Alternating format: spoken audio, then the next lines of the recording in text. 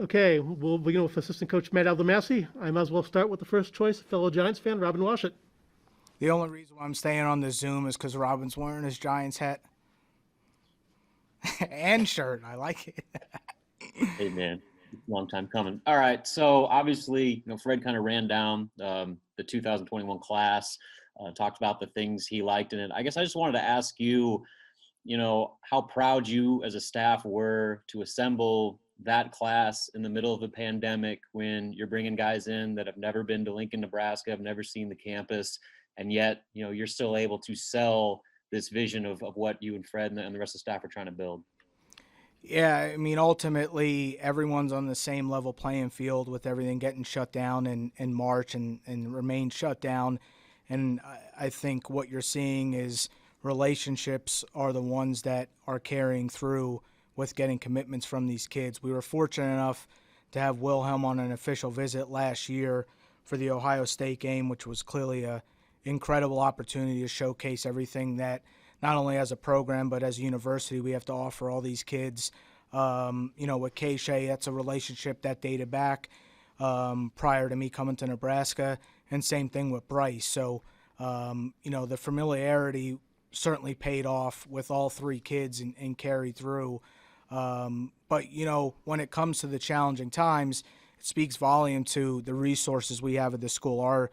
Our graphics team did an absolute phenomenal job and putting together these virtual visits, what really showcasing the incredible facilities we have, which is not an easy thing to capture on video, and I think they did as good of a job as you possibly can have and do through video. So all of those advantages to having such a great team that's in the background working definitely paid off with this class. Sam McEwen.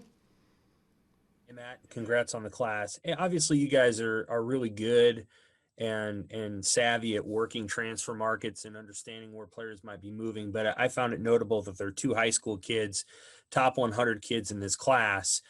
So it's more than just finding good transfers. Do you feel like maybe sometimes your guys' ability to attract and recruit high school kids is underrated, and maybe this underlines what you guys are trying to do in blending veterans and young players?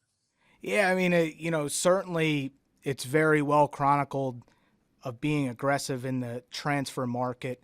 But we've also made it very clear that we're just trying to accrue the most talented team 1 through 13 every single year, whether that comes via the transfer market, high school scene, international, JUCO, wherever it may be. We're certainly not going to stop from taking a talented kid just because they're one and not the other. We've always, I feel like, done a great job of establishing relationships with high school kids and evaluating who fits well and can thrive in our system. But the bottom line is we'll never neglect transfers. That would be like neglecting free agency, being NBA guys, me spending 2 years and, of course, Coach spending a lifetime in the league. Free agency is really where you break through and put your organization in a position to win a championship. And the way college basketball is, we've treated that transfer market just like that since the day we walked through the door in college 10, 11 years ago. We'll do the same at Nebraska. We feel like we're a destination to attract the best players in the country, the best players in the world, no matter where they're coming from, no matter what route they take. We certainly take kids that have interesting paths to get here, and we're never going to shy away from continuing to add talent no matter what route they get to Nebraska. I had a question. Kai, did you guys have to work through a language barrier there to recruit him, or is that not an issue? Yeah, so early on, yes. Actually, every time I talked to him and his family, I had to have a translator on the phone. Did not speak a lick of English. Currently, his English has really improved drastically where, I FaceTime with him a lot and he can have a decent conversation with you.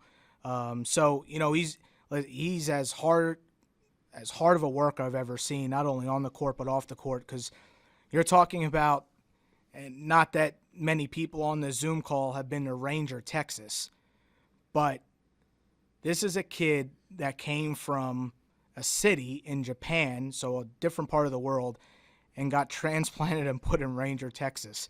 For him to survive the year and have as good of a year as he did speaks volume of who he is as a person, his character, his work ethic. Michael Brunst?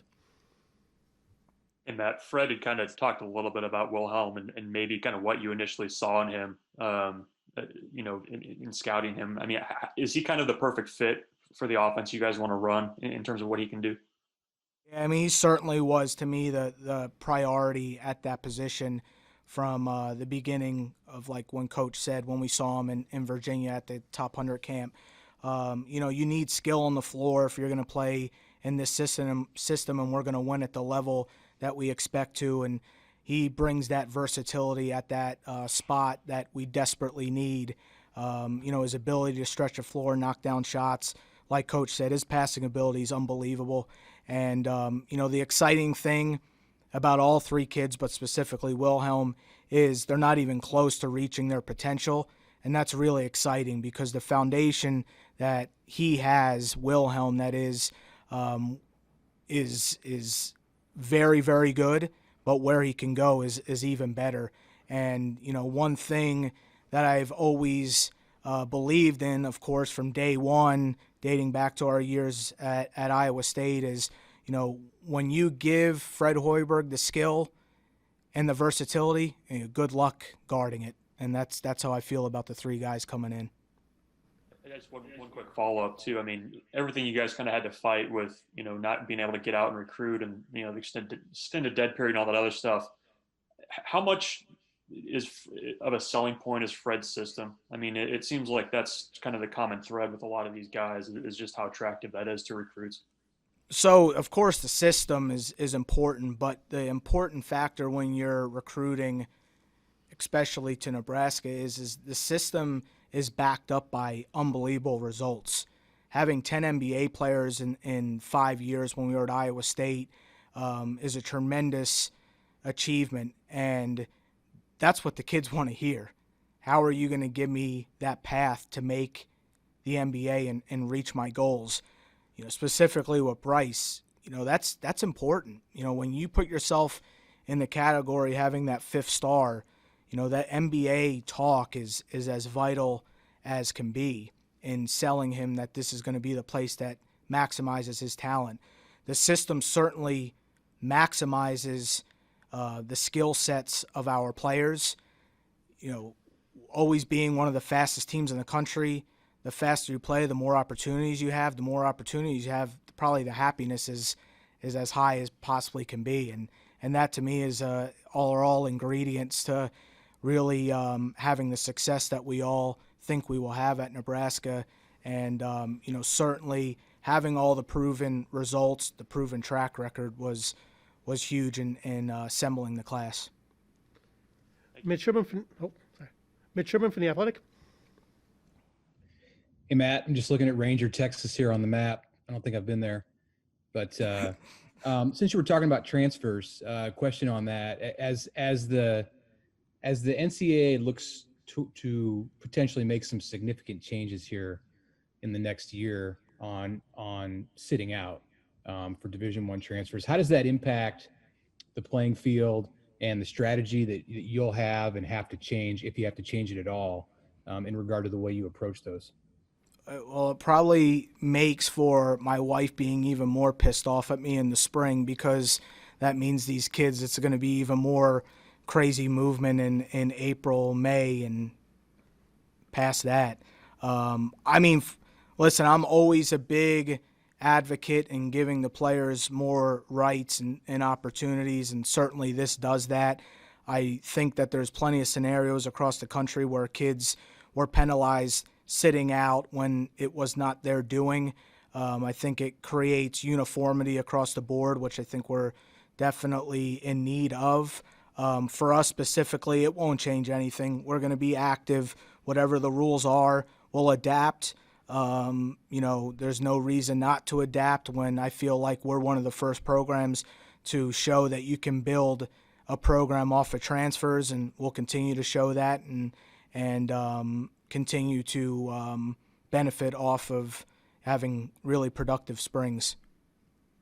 If I can ask you two quick about Teddy, I know you were instrumental in getting him to Lincoln. What have you seen with the adjustment he's been able to make off the court, on the court? Fred mentioned that he had a big scrimmage at PBA last week. So from your perspective and the way that he's adjusting to Lincoln, what do you think? Yeah, you know what? And we're all victim of it, judging a book by its cover. And, certainly if anybody did their homework on Teddy Allen as a person, it would have been a lot more difficult to get him. But a lot of programs, and rightfully so, stayed away because of his past. I always viewed that as an opportunity to really find out who they are as people. And the first time I talked to him, I really got the vibe that this is a good-hearted kid, deserves an opportunity to prove himself and prove a lot of people wrong. The day he's gotten on campus in early June to today, it really has solidified what I thought of him the first time we talked all the way back in August of last year. He's a good-hearted kid. He works his tail off. He wants to be good. He wants to get better in so many areas, specifically off the court. We haven't had one issue with him. He's represented himself, most importantly, in the professional manner that you would expect, and has represented the university in a way that everyone would be proud of. We certainly have shown that we're there for him, just like everybody, to be able to trust the staff, being able to walk into the office and confide in them is exactly the safe environment that we want to put our players in. And that's when we really feel like we can reach our full potential, when they feel like we have their back. And I know Teddy feels that, and I think he's very, very comfortable, and for the first time in a long time is able to step on that court feeling like, I want to go to the battle with these guys. Next, go to Gavin Struvey. The three new signees for the 2021 class are very different players. How do you think they fit together as potential building blocks for this program? Yeah, the first thing that comes to mind with all three is skill. They all bring the skill set that we feel like translates to the offense that coach wants to run. And shot-making ability certainly is the one skill set that all three bring at a borderline elite level. And whenever you have guys that can make shots in Fred Hoiberg's system, like I said before, good luck guarding it. He'll pick you apart, and we feel like with those three guys and the nucleus that we expect to return next season has a chance to be clearly one that we're very excited about.